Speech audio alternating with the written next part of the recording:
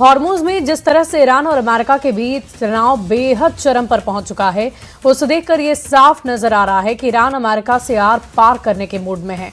ईरानी कमांडरों ने अमेरिका को दो टूक धमकी दे डाली है कि अमेरिका का 5वां युद्धपोत बेड़ा ईरान के टारगेट पर है और हम किसी भी वक्त हमला करके अमेरिकी युद्धपोतों के टुकड़े समंदर में बिखेर देंगे। अमेरिका ने चेतावनी ये दी है कि अगर ईरान ने अब एक भी हमला किया तो ईरान का सर्वनाश तय है।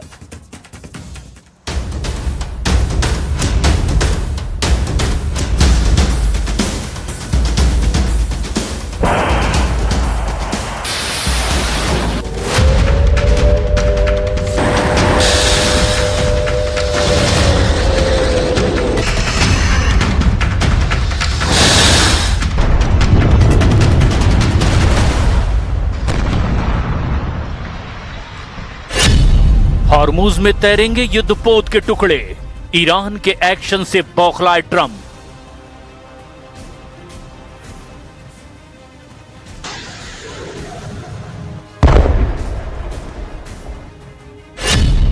उनतालीस दिन तक दुनिया ने अमेरिका और इजराइल के साथ ईरान की खुली जंग को समंदर, जमीन और आकाश पर देखा, लेकिन 8 अप्रैल से अमेरिका और ईरान के बीच हुए सीज फायर के बाद से अब दोनों पक्ष एक दूसरे पर इस तरह से हमला कर रहे हैं जैसे कोई गुप्त युद्ध शुरू हो चुका हो। इस वक्त हालात ये हैं कि जंग का मुख्य केंद्र स्ट्रेट ऑफ हॉर्मुज बन चुका है। ईरान किसी भी कीमत पर हॉर्मुज से अपना कब्जा छोड़ने को तैयार नहीं है और ईरान की पूरी कोशिश है कि वो हॉर्मुज से गुजरने वाले व्यापारिक जहाजों से मनमाना टैरिफ या यूं कहें कि टैक्स की वसूली करे। वहीं दूसरी तरफ पिछले 36 घंटे में ये देखने में आया कि ईरान के टैक्स या टैरिफ वॉर के खिलाफ अमेरिका की नाकेबंदी ने युद्ध को एक नए मुकाम पर पहुंचा दिया है। रिपोर्ट का दावा है कि इस वक्त हॉर्मुज के इलाके में 1500 से ज्यादा जहाज बुरी तरह से फंसे हुए हैं। खबर तो यहाँ तक आ गई कि हॉर्मुज एक ऐसा चोक पॉइंट बन चुका है जिसकी वजह से दुनिया में कच्चे तेल की कीमत बेतहाशा बढ़ रही है। हॉर्मुज की वजह से ही कच्चे तेल के दामों में आग लग गई है। अमेरिकी नाकाबंदी और ईरान के शक्ति प्रदर्शन की वजह से एक बार फिर से ईरान ने अमेरिका के ठिकानों और जहाजों पर हमले कर दिए हैं, जिसकी वजह से यूएई बुरी तरह से बौखला गया है। ईरान को लेकर यूएई ने ऐलान कर दिया है कि ईरान अब हमारा कट्टर दुश्मन है। ईरान युद्ध में गुप्त हमले शुरू, खुफिया हथियारों से खौफनाक हमले।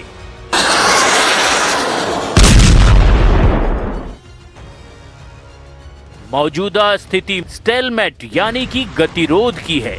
ना तो ईरान झुकने को तैयार है और ना ही अमेरिका अपनी नाकाबंदी हटाने को तैयार है। ऐसे में अगले 48 घंटे अंतर्राष्ट्रीय राजनीति के लिए बहुत ज्यादा इंपॉर्टेंट हैं, क्योंकि ईरान के जवाब पर ही तय होगा कि ये टकराव एक बड़े क्षेत्रीय युद्ध में बदलेगा या फिर शांति की ओर आगे बढ़ेगा। फिलहाल अमेरिका और ईरान के बीच इस वक्त जबरदस्त माइंड गेम और प्रेशर टैक्टिक्स चल रही है, जहां ट्रंप की तरफ से कहा जा रहा है कि वो किसी भी वक्त ईरान का सर्वनाश कर सकते हैं। वहीं ईरान के कमांडरों ने तो दो टूक कह दिया है कि वो अमेरिका और इजराइल के हर हमले पर जबरदस्त पलटवार करेंगे। ईरान ने तो यहां तक कह दिया कि वो ऐसे सुपर वेपन्स से हमला करेगा जो दुश्मनों को हैरान कर देंगे। ईरान अमेरिका और इजराइल को यह मैसेज देना चाहता है कि ईरान इस बार असंभव हमले को लेकर पूरी तरह से तैयार है।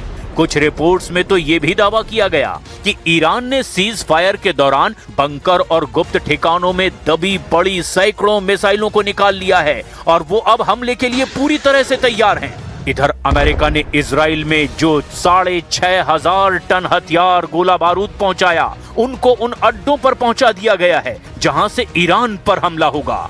खबर तो यहां तक आ रही है कि अमेरिका इजराइल को अपने F-35, F-15 IA के सबसे एडवांस वर्जन के फाइटर जेट की स्क्वाड्रन देने जा रहा है। लेकिन इस बीच अमेरिका के विदेश मंत्री मार्को रूबियो ने ईरान को लेकर कुछ ऐसा बयान दे दिया जो साबित कर रहा है कि ईरान पर कभी भी बहुत बड़ा हमला अमेरिका कर सकता है। ईरान ने हॉर्मुज पर कंट्रोल के लिए नई अथॉरिटी का गठन कर दिया है, जिसे लेकर अमेरिकी विदेश मंत्री मार्को रूबियो ने चेतावनी दी है कि वैश्विक समुद्री मार्ग पर ईरान का नियंत्रण बर्दाश्त नहीं किया जाएगा। Well, you should ask that of the Iranians. Don't ask me. We didn't fire. They fired on us. My point is, if you fire at a U.S. Navy ship, what are we supposed to do? Say, oh, there's a ceasefire. We're not going to shoot down your drone. That's a stupid question. That's a stupid position to take. Of course we fired back at them. They were shooting at us.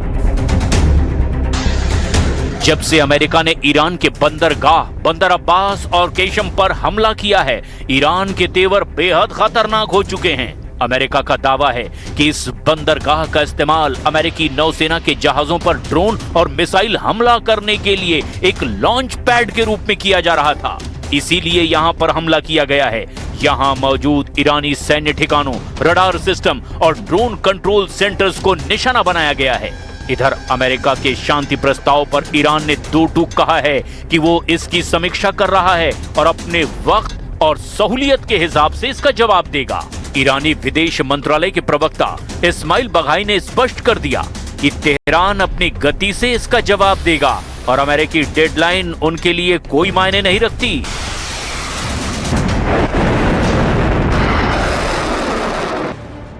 सैन्य experts का मानना है कि Iran के पास 1 महीने से ज्यादा और लड़ाई करने की क्षमता मौजूद है। हालांकि अधिकारियों का यह भी कहना है कि ईरान के हथियारों के जखीरे का सही आकार तो अभी साफ नहीं हुआ है।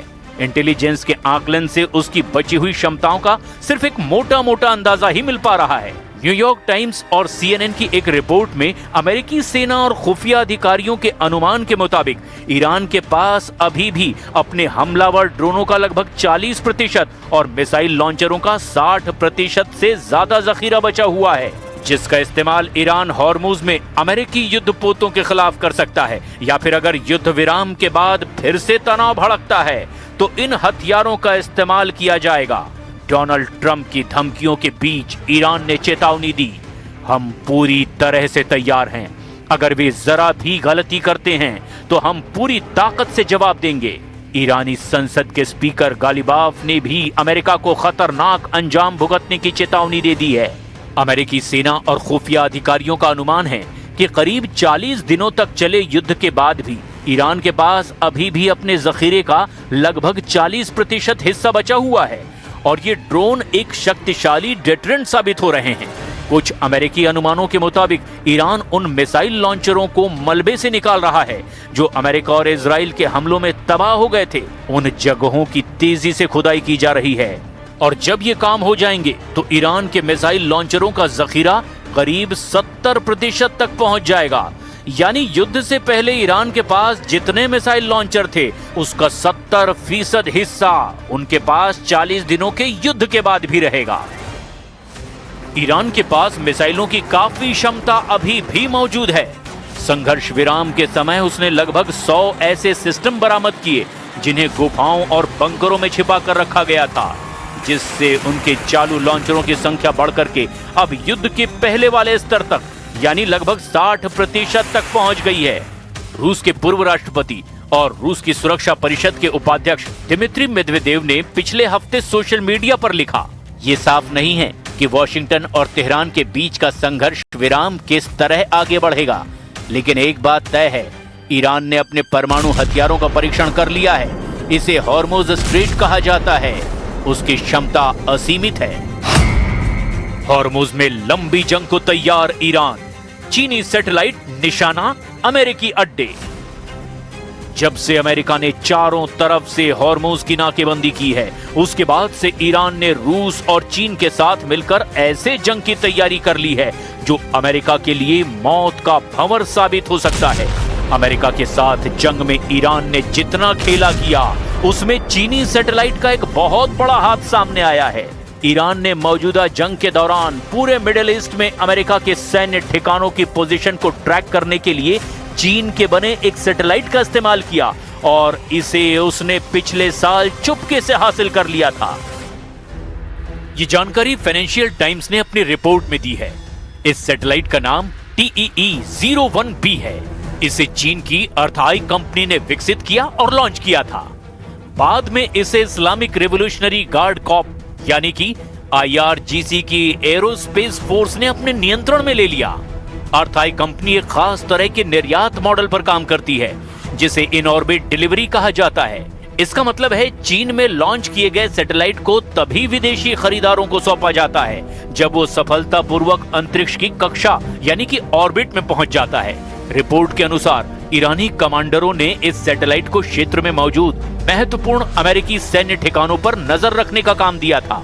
इसके तहत IRGC को एम्पोसैट नाम की कंपनी के कमर्शियल ग्राउंड स्टेशनों के नेटवर्क का भी एक्सेस दिया गया। एम्पोसैट बीजिंग स्थित सैटेलाइट सेवा प्रदाता है जिसकी सेवाएं एशिया, लैटिन अमेरिका और दूसरे क्षेत्र में भी फैली हुई हैं। रिपोर्ट के मुताबिक इस सैटेलाइट ने 13, 14 और 15 मार्च को सऊदी अरब के प्रिंस सुल्तान एयरबेस की तस्वीरें ली। 14 मार्च को ही अमेरिकी राष्ट्रपति डोनाल्ड ट्रंप ने स्वीकार किया था कि वहां तैनात अमेरिकी विमान को नुकसान पहुंचा है। रिपोर्ट में यह भी कहा गया कि TEE-01B ने जॉर्डन के मुअफ्फाक साल्ती एयरबेस, बहरीन के मनामा में अमेरिकी 5th फ्लीट मुख्यालय के पास के इलाकों और इराक के इरबिल एयरपोर्ट के पास की गतिविधियों को भी ट्रैक किया। ये उसी समय हुआ जब IRGC ने इस क्षेत्र में हमलों का दावा किया था। अब ऐसे हालात में अगर ईरान अमेरिका के शांति प्रस्ताव को खारिज कर देता है तो ये निश्चित है इस बार जो हमले होंगे उसमें ईरान का सर्वनाश तय है।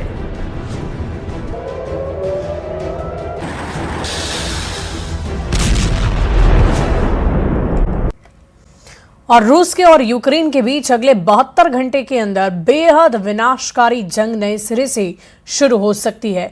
रूसी राष्ट्रपति पुतिन ने मॉस्को में विक्ट्री डे परेड के दौरान दो टूक कहा है कि अब यूक्रेन को नाटो नहीं बचा पाएगा। खबर है कि इस वक्त रूसी सेना ने यूक्रेन के पोक्रोवस्क में 1 लाख से ज्यादा सैनिकों को युद्ध में झोंक दिया है ताकि पूरी डॉनबास पर कब्जा करने का काम आसान हो जाए। Речи смело! Накра!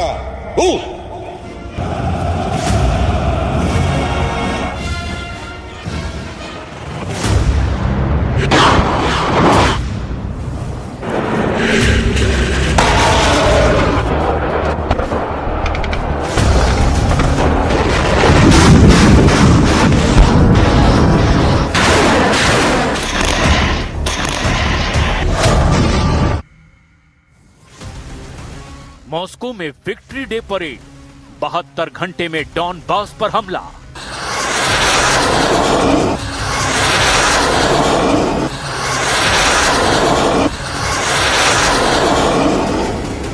दुनिया को भले ही लगे कि रूस और यूक्रेन के बीच 9 मई से 11 मई 2026 तक 3 दिन का सीज फायर है, लेकिन खुफिया रिपोर्ट्स का दावा है कि सीज फायर के इन 3 दिनों में रूस बहुत बड़े हमले की तैयारी कर रहा है। और ये तैयारी ऐसे वक्त में हो रही है जब पूरे रूस में हर साल की तरह 9 मई को विजय दिवस यानी विक्ट्री डे परेड का आयोजन हुआ है।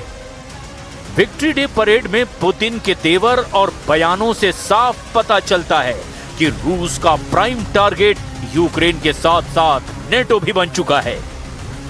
इसीलिए दावे किए जा रहे हैं कि भले ही रूस और यूक्रेन के बीच सीज फायर चल रहा हो, लेकिन रूस और यूक्रेन दोनों ही एक दूसरे पर घातक और खौफनाक हमले की तैयारी कर रहे हैं।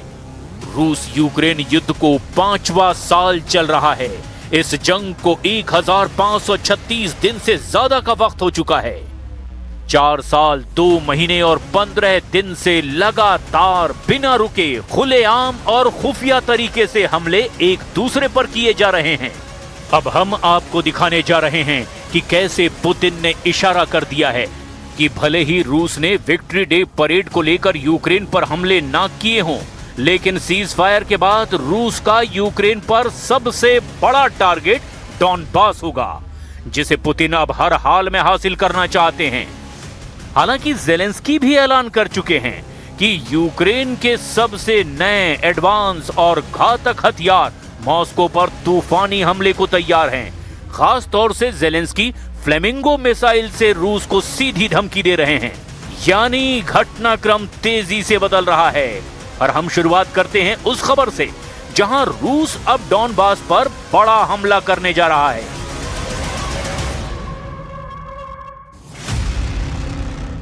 विक्ट्री डे परेड में पुतिन का ऐलान, 72 घंटे में डॉनबास पर हमला।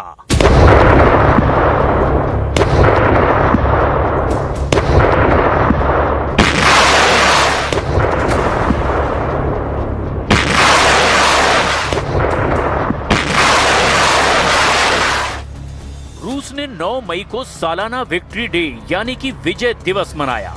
इस दौरान मॉस्को के मशहूर रेड स्क्वायर पर भव्य सैन्य परेड हुई, जिसमें राष्ट्रपति व्लादिमीर पुतिन शामिल हुए। पुतिन ने रेड स्क्वायर पर विक्ट्री डे के भाषण में यूक्रेन में अपने युद्ध को सही ठहराया और नेटो को जमकर निशाने पर लिया। पुतिन ने यूक्रेन के रवैये पर सवाल भी खड़े किए, जिसके खिलाफ वो फरवरी 2022 से युद्ध लड़ रहे हैं। पुतिन ने कहा कि वो यूक्रेन के खिलाफ न्याय संगत युद्ध लड़ रहे हैं, जो एक आक्रामक ताकत है। यूक्रेन को नेटो से लगातार हथियार और समर्थन मिल रहा है। रूस के सबसे बड़े समारोहों में से एक के दिन पुतिन का ये बेहद अहम बयान आया है। ये विक्ट्री डे नाजी जर्मनी पर सोवियत संघ की जीत की याद दिलाता है। अब आप जान लीजिए, रूस का अगला बड़ा टारगेट यूक्रेन में क्या होगा।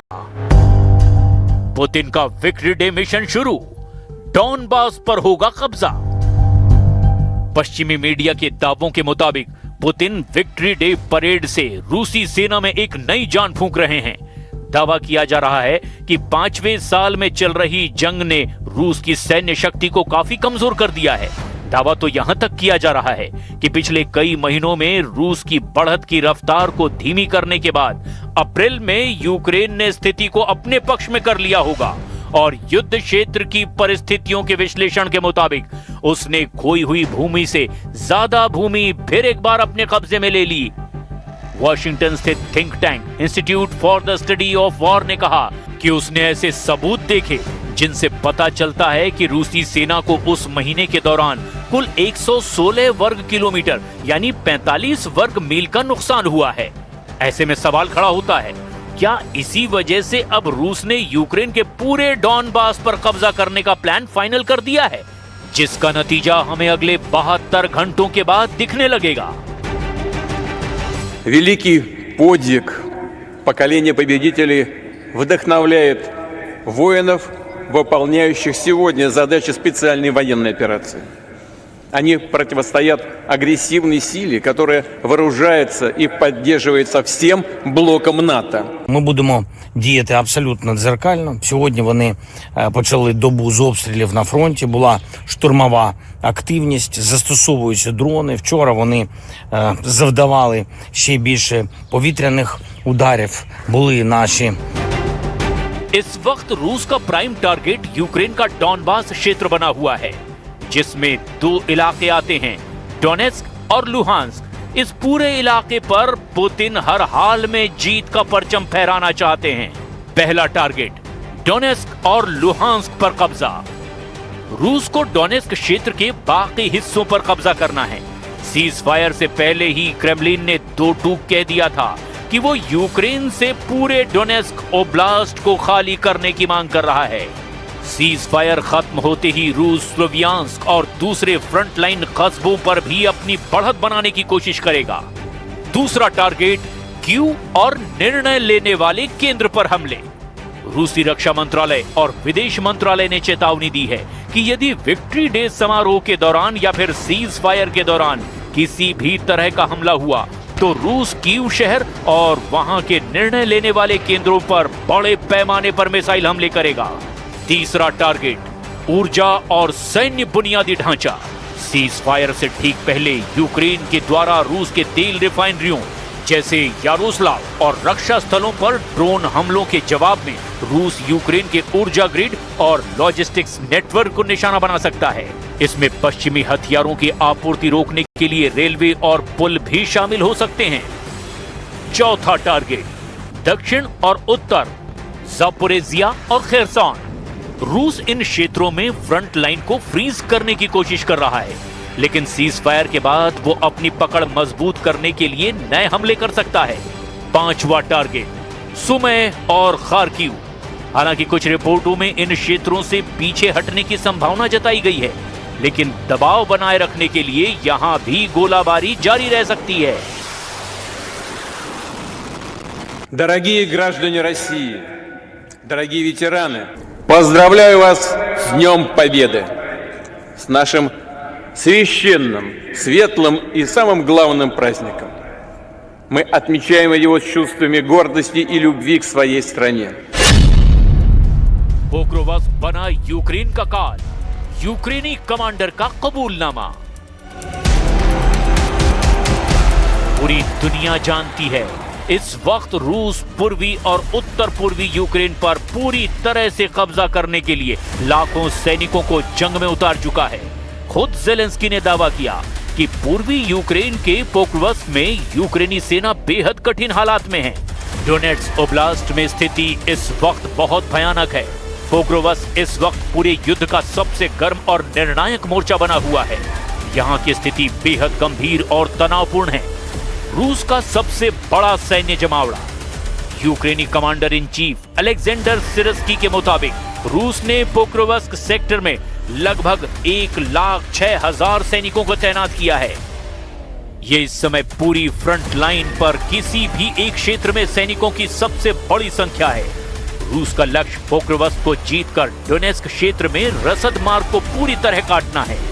भीषण जमीनी लड़ाई, सीज फायर के औपचारिक दावों के बीच भी पोक्रोवस्क मोर्चे पर हमले जारी हैं। दावा तो यहां तक किया जा रहा है कि यहां पर रूसी ड्रोन, टैंक, तोप और पैदल सैनिकों ने तूफानी हमले शुरू कर दिए हैं। रिशिने पर कब्जे का मिशन। रूसी सेना इस वक्त यूक्रेन की बस्ती रिशिने पर कब्जा करने को प्राथमिकता दे रही है। यूक्रेनी सेना ने यहां रूसी पैदल सेना के साथ आमने सामने की खूनी जंग की रिपोर्ट दी है। 90वीं टैंक डिवीजन। खुफिया जानकारी के मुताबिक रूस की मशहूर 90वीं टैंक डिवीजन को पोक्रोवस्क के पास देखा गया है, जो बड़े पैमाने पर बख्तरबंद हमले की तैयारी का संकेत है। यानी ऐसा खूनी हमला जिसकी कल्पना किसी ने नहीं की होगी। पोक्रोवस्क एक महत्वपूर्ण रेलवे और सड़क जंक्शन है। अगर रूस इस पर कब्जा कर लेता है तो यूक्रेन के लिए चासिव यार और कोस्तियांटिवका जैसे शहरों की रक्षा लगभग नामुमकिन हो जाएगी। ये यूक्रेन की डिफेंस लाइन में एक बड़ा छेद कर देगा, जिससे रूसी सेना मध्य यूक्रेन की ओर बढ़ सकती है। लगातार होती बमबारी और ड्रोन हमलों के कारण शहर का बुनियादी ढांचा बुरी तरह से प्रभावित हुआ है। यूक्रेनी सेना अब डिफेंसिव मोड में मुकाबला कर रही है, जिसका मतलब है कि वो अपनी स्थिति बचाए रखने के साथ साथ मौका मिलते ही जवाबी हमले भी कर सकते हैं। पोक्रोवस्क इस समय एक किले में बदल चुका है। रूस इसे जीतने के लिए अपनी पूरी ताकत झोंक रहा है, जबकि यूक्रेन अपनी सबसे अनुभवी ब्रिगेडों के साथ यहाँ पर मोर्चा संभाले हुए है।